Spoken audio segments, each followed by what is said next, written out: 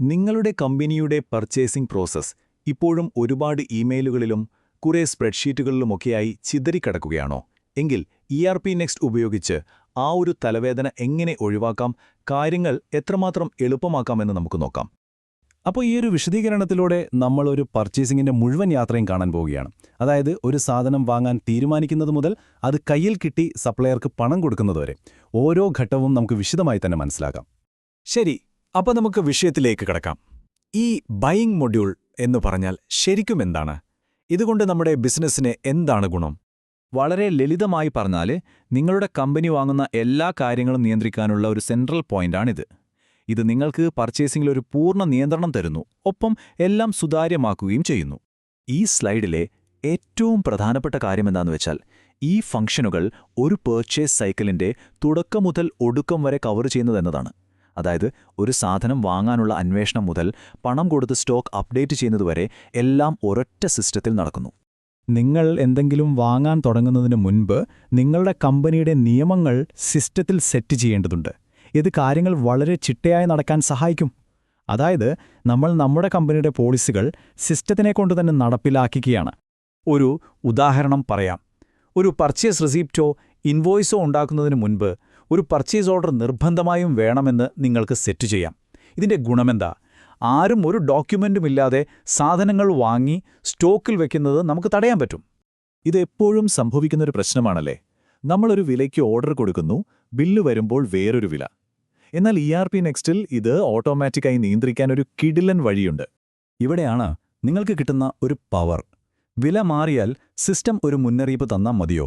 അതോ ആ ഇടപാട് അവിടെ വെച്ച് നിർത്തണമെന്ന് നിങ്ങൾക്ക് തീരുമാനിക്കാം. സ്റ്റോപ്പ് എന്ന ഓപ്ഷൻ കൊടുത്താൽ നമ്മൾ സമ്മതിച്ച വിലയിൽ നിന്ന് ₹1 പോലും മാറാൻ സിസ്റ്റം സമ്മതിക്കില്ല.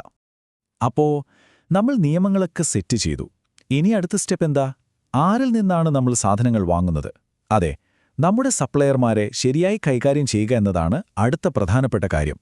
ഇതിനെ നിങ്ങളുടെ കമ്പനിയുടെ വെൻഡർമാർക്ക് വേണ്ടിയുള്ള ഒരു ഡിജിറ്റൽ അഡ്രസ് ബുക്കായിട്ട് കാണാം. ഓരോ സപ്ലയറെക്കുറിച്ചുള്ള എല്ലാ വിവരങ്ങളും, ഫോൺ നമ്പർ മുതൽ അവരുടെ ബാങ്ക് ഡീറ്റെയിൽസ് വരെ, എല്ലാം ഒരിടത്ത്. ഓരോ സപ്ലയർക്കും വേണ്ടിയുള്ള വില, പേയ്മെന്റ് ടേംസ് പോലുള്ള കാര്യങ്ങൾ നമുക്ക് നേരത്തെ തന്നെ സെറ്റ് ചെയ്തു വെക്കാം. ഇതുകൊണ്ടുള്ള ഗുണമെന്താണെന്ന് വച്ചാൽ പിന്നീട് ഓരോ തവണ ഓർഡർ ചെയ്യുമ്പോഴും ഈ വിവരങ്ങൾ വീണ്ടും വീണ്ടും ടൈപ്പ് ചെയ്യേണ്ടി വരില്ല. ഇത് സമയവും ലാഭിക്കും, തെറ്റുകളും കുറയ്ക്കും. ഓക്കേ, അപ്പോൾ നിയമങ്ങൾ റെഡി, സപ്ലയർമാരുടെ ലിസ്റ്റും റെഡി. ഇനി നമുക്ക് ശരിക്കുള്ള കാര്യത്തിലേക്ക് കടക്കാം. ഒരു പർച്ചേസ് ഓർഡർ എങ്ങനെയാണ് സിസ്റ്റത്തിലുണ്ടാക്കുന്നതെന്ന് നോക്കാം. ഇതൊരു വളരെ ലളിതമായ 3 ഘട്ടങ്ങളുള്ള പ്രക്രിയയാണ്. ആദ്യം നമ്മൾ പല സപ്ലയർമാരോടും വില ചോദിക്കുന്നു, അതായത് RFQ അയക്കുന്നു. അവർ കൊട്ടേഷനുകൾ തരുന്നു. അതിൽ ഏറ്റവും നല്ലത് നോക്കി നമ്മൾ പർച്ചേസ് ഓർഡർ നൽകുന്നു. ഇതിന്റെ ഏറ്റവും വലിയ പ്രയോജനം എന്തെന്നാൽ ഒരാൾ പറയുന്ന വിലയ്ക്ക് അങ്ങ് വാങ്ങുന്നതിനു പകരം മാർക്കറ്റിലെ ഏറ്റവും നല്ല വില ഏതാണെന്ന് നമുക്ക് കണ്ടെത്താൻ പറ്റും.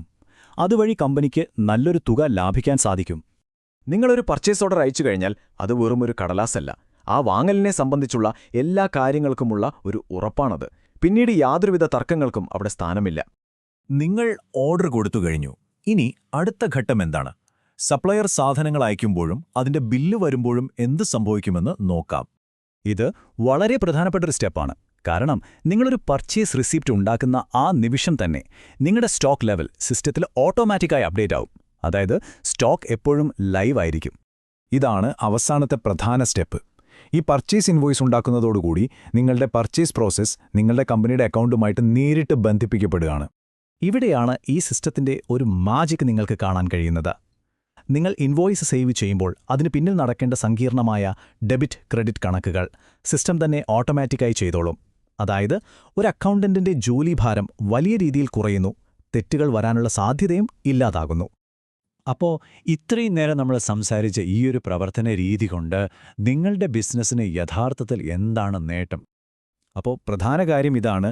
ഇത് വെറുതെ കുറേ ഡോക്യുമെന്റ്സ് ഉണ്ടാക്കുന്നൊരു പ്രക്രിയയല്ല, മറിച്ച് നിങ്ങളുടെ ബിസിനസ്സിനെ കൂടുതൽ കാര്യക്ഷമമാക്കാനും ലാഭകരമാക്കാനും നിങ്ങളുടെ സപ്ലയർമാരുമായി നല്ല ബന്ധം നിലനിർത്താനും സഹായിക്കുന്ന ഒന്നാണ്. വാങ്ങൽ പ്രക്രിയയുടെ ഓരോ ഘട്ടവും ഇങ്ങനെ പരസ്പരം ബന്ധിപ്പിച്ച് നിയന്ത്രിക്കാൻ കഴിയുമ്പോൾ നിങ്ങൾക്ക് കിട്ടുന്നത് വെറുമൊരു സോഫ്റ്റ്വെയർ അല്ല, അത് നിങ്ങളുടെ ബിസിനസ്സിന്റെ വളർച്ചയ്ക്ക് വേണ്ട മികച്ച തീരുമാനങ്ങൾ എടുക്കാനുള്ള ശക്തമായൊരു ടൂളാണ്. ഒന്ന് ചിന്തിച്ചു നോക്കൂ, ഇത്തരത്തിലുള്ള ഒരു നിയന്ത്രണം നിങ്ങളുടെ ബിസിനസ്സിനെ എങ്ങനെയായിരിക്കും മാറ്റിമറിക്കുക? നമ്മളിന്ന് ചർച്ച ചെയ്ത കാര്യങ്ങൾ നിങ്ങൾക്ക് ഉപകാരപ്പെട്ടു എന്ന് വിശ്വസിക്കുന്നു.